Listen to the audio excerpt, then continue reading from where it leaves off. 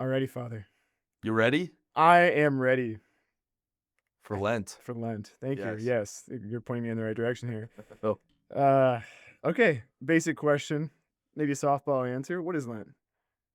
well, man, there's a lot of different ways I guess I could answer that. But Lent is maybe most simply uh, defined. It is the season right before we celebrate Holy Week and Easter. So it's a season of preparation for something, but it is a season in which we are very intentionally trying to clear space so that we might experience more meaningfully, more fully, the gift of new life, won for us in Jesus, his death, and his resurrection. So, I suppose like you could think of Lent as just a period each year of spiritual self help and a time of resolutions and an opportunity just to kind of regain your focus. And it's absolutely that. But for the Christian, Lent is more specifically about um, regaining focus and regaining space in our lives so as to receive more fully the gift of Jesus's presence in our life. Because again, like I think everybody knows, we you can't fill a cup that's already filled. So you got to create space so that it can be filled. And so if the gift of Easter is the newness of life won for us by Jesus' what we call his paschal mystery, his death and resurrection, then Lent is the opportunity to make sure, okay, is there room in my life for the Lord? And so we seek through different ways of creating that room. Yeah, I think Lent can be a daunting task. Yeah. And I think especially with the that in which the church actually asks us to focus a little bit more on with prayer, fasting, and almsgiving. Yeah. How do you recommend that we approach this? Okay, actually, there's two parts to this question. Why do you think the church asks us to focus on these things? And how, as ordinary people, should we approach doing these? Not out of just another task that we have to do, but to encounter, to fill our cup in the way that you're talking about. Yeah, well, I mean, I think so. You mentioned prayer, fasting, and almsgivings. These are the three kind of core practices Mhm. of the Lenten season, and so through each one of these means, we're trying to do something. And again, I think it's so important whenever you are at the outset of beginning anything of knowing, okay, what's the end goal in mind? I got to start with the end in mind. I got to start with what's my why, because if you don't know why you're doing something, you're gonna get off the road real quickly. And so the goal here for Lent is not just to see how hard of a guy I can be, and like just it's good to do hard stuff. You hear that a lot today, and like okay, maybe it's true, like in some worldly sense, but the goal of Lent isn't just to prove to myself how difficult and how big of a grind I can live Mhm. by, but the goal is to reconnect with the Lord. And so how do we do it? Well, prayer. How am I each and every day recognizing the Lord's presence in my life and seeking to put on, in the words of St. Paul, put on the mind of Christ? That's ultimately what prayer is. Prayer is the elevation of the mind the Catechism talks about. It's the means by which I am having communication with God. Because what are we made for? Well, we're made for relationship with the Lord, and we know that any relationship in this life is only as strong as its level of communication. And so it's actually impossible to have a relationship with God if I'm not praying. And so, everybody, hey, yeah, I would love to have a relationship with God. How do I do that? Well, the first step is, are you praying? Are you seeking um, to actually encounter the Lord's presence in your life? And there's so many different ways to go about praying. Maybe I'll just like, I don't want to hijack this whole video just on prayer, but it's the most important thing. Oftentimes we think prayer is just me telling God what I need him to do for me. And there's a certain truth to that. Like, most simply put, prayer is just speaking my need to God. And in doing that, I'm recognizing my dependence on God. But prayer is so much more than just trying to get things from God. It's even more so the fact that prayer is an opportunity to be with God. And just four simple steps to starting to pray in this more relational way. The first step is to acknowledge like what's actually happening in my life right now. What are my thoughts, my feelings, my desires? To acknowledge what is happening in my head or in my heart. To just what is it? I'm feeling blank. I'm thinking about blank. I'm worried about blank. The second step is to relate that to the Lord, to simply share what's happening, what I'm thinking, what I'm feeling to the Lord. And so it could be as simple as like kind of making this pivot of I am I'm feeling worried about this appointment I have next week. Well, the relating step 2 is Jesus, I'm feeling worried about this appointment next week. There's always kind of this constant monologue happening in our heads. Well, prayer is turning the monologue into a dialogue, going from thinking something to sharing something with the Lord. And in sharing, that's inviting him in to the point where we get to that third step, which is to receive. Okay, what is it that the Lord is trying to give to me through this moment of encounter?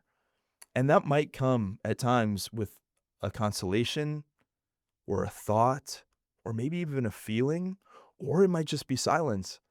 A lot of times when I share in prayer what's happening in my life to the Lord, it's met with just silence. And that's not God doing nothing. That's a friend just receiving what's been shared. And in that silence, the Lord speaks to this simply, okay, now I'm with you in this place where you were otherwise alone. And then the fourth step of prayer is to respond.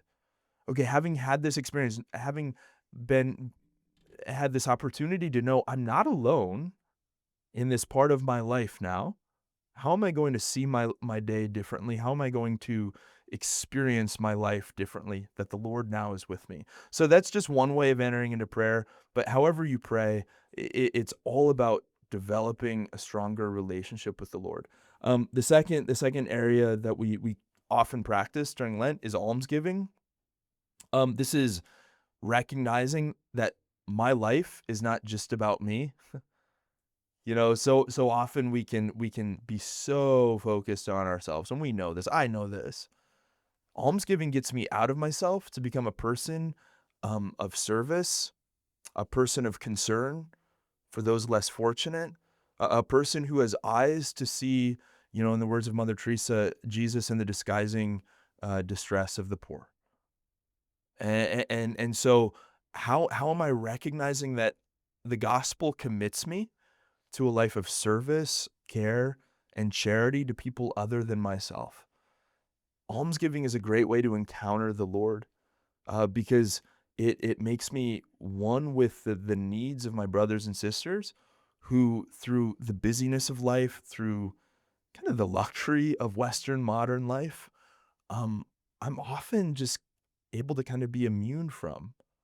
But Jesus wasn't immune from the needs of the poor, the needs of those less fortunate. And so those who are seeking to be his followers, those who are seeking to walk so closely behind him that we're kind of having the dust of his feet thrown up in our faces, like we got to go to those same places.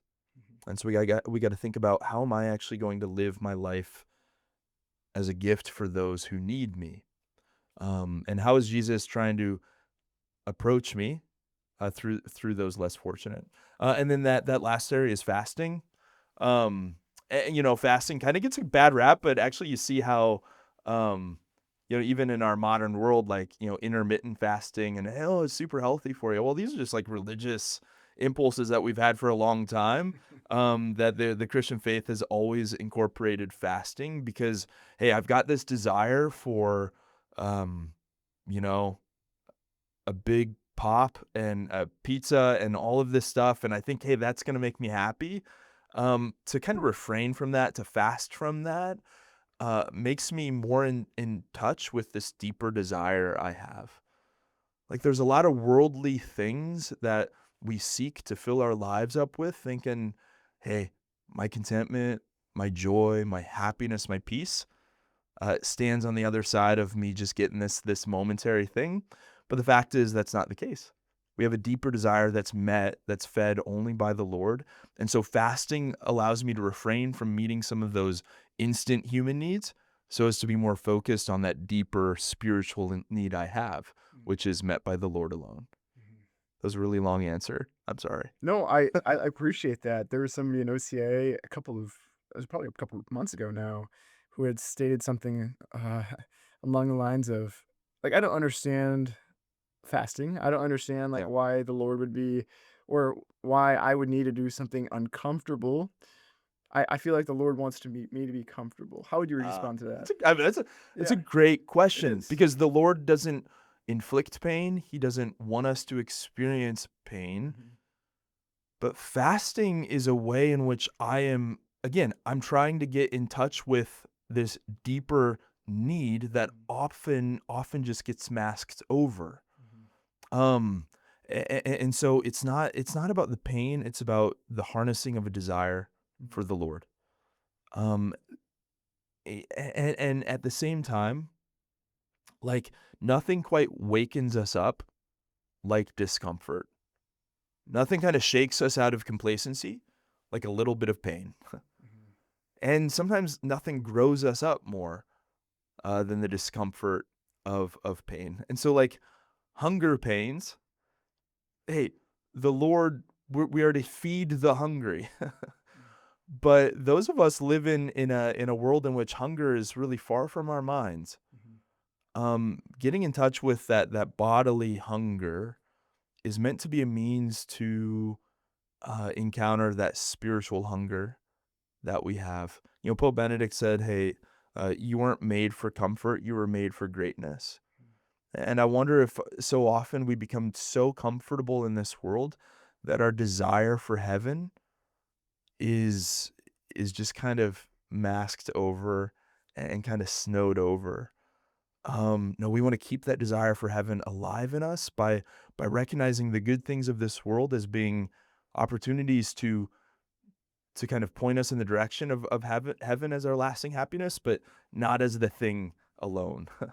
And so, yeah, I guess I would just say that, like, um, God doesn't want us to feel pain, but sometimes pain and us being stretched is the only way we can actually truly grow. Mhm. So, let's just say something gets a little bit too uncomfortable and, yeah, maybe we fail the practice, the asceticism, the specific thing that we're doing for a week. Yeah. Should I just give up? No, that's the Christian life. The Christian life is falling and then getting back up. Like, why should I think it would be any differently? Mm, So Lent is not about my perfect performance. It's not about me just nailing it and just hitting it out of the park and not have there be any hiccups. No, like it's those times of falling and then getting back up, those mistakes and those ways in which I did kind of give in. No, those can be super formative, and that's all a part of the the experience. And so, I would say, hey, it's never too early to ask the Lord for help, but it's also never too late to just get back up and keep moving forward. And so, not kind of feeling beholden to now I'm embarking on 40 days straight of perfection. No, like if you're probably not doing it the Christian way. mm, If we're striving for growth, but not at all assuming, hey, I'm gonna hit this one out of the park.